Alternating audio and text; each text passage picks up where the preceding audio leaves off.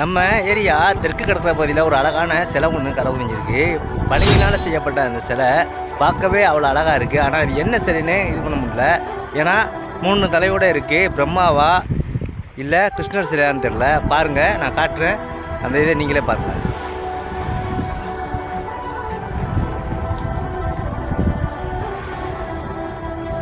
எவ்வளோ அழகாக இருக்குன்னு பாருங்கள். அந்த சிலை 3 தலையோட ஒரு பசுமாடோட அழகாக இருக்குது. இது என்னன்னு கன்ஃபார்ம் பண்ண முடியல. பிரம்மாவா இல்லை கிருஷ்ணரான்னு தெரியலை. நல்லா ஃபுல் அண்ட் ஃபுல்லு மார்பிளாலே இருக்குது. ஆனால் அது எங்கேருந்து வந்துச்சுன்னு தெரியல. ஒரு சின்ன சின்ன இதுதான் சேதாரம் தான் ஏற்பட்டிருக்கு. அந்த மண்டையில் உள்ள அந்த கீடம், பின்னாடி உள்ள அந்த ஸ்தூபி, இது ஃபுல்லாக தான் இதாக இருக்குது.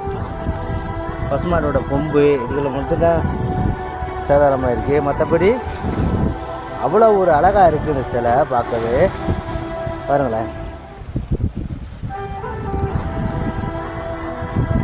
எவ்வளோ ஒரு அழகான சிலையாக இருக்குது. இல்லை ஏதோ ஒரு ஊரில் வந்து கரை வாங்கியிருக்கு. கிடக்கிற பகுதி பக்கத்துலேயே பான்பழம் தெரியுது பார்த்தீங்களா. இந்த அழகான சிலை